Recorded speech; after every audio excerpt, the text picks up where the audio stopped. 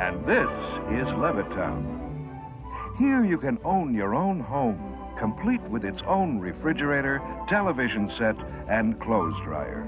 You can raise your children far from the city's dirt, crowding, and crime, in comfort and safety.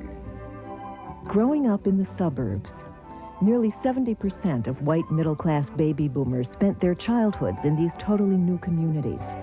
For these young people and their older brothers and sisters, this environment would have an enormous impact on how they would behave in the 60s. It was a perfect setting in which the youth culture, in a certain sense, could blossom. Life in the suburbs was organized around the kids again. They were the center of attention, endless round of Little League games and PTA meetings, etc. So it was in the suburbs, in a certain sense, that this message about the importance and the uniqueness and the generational potency associated with these kids, I think, was delivered with real force.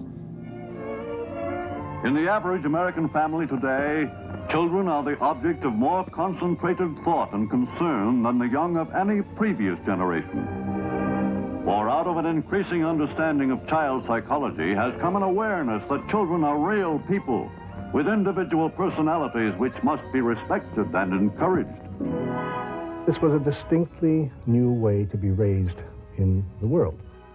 And it allowed for a whole generation that I suppose we would now call spoiled kids, which from another point of view simply meant kids who had very high expectations in life with respect to freedom and happiness. They thought life was about being free and about being happy.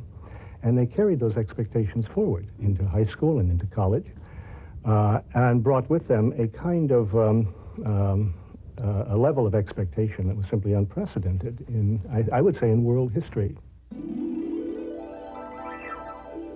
These kids felt no worries about money.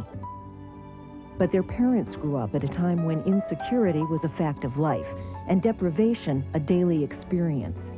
They could never quite convince themselves their escape from poverty was permanent. We found out in the 50s that if you got up in the morning and went to work and did a good day's work, that things got better. You got promoted or you got more money, you were able to buy furniture, you could have more children, the children could have better clothes, and life just improved. We knew it was because you went to work. But I'm not sure our children realized that.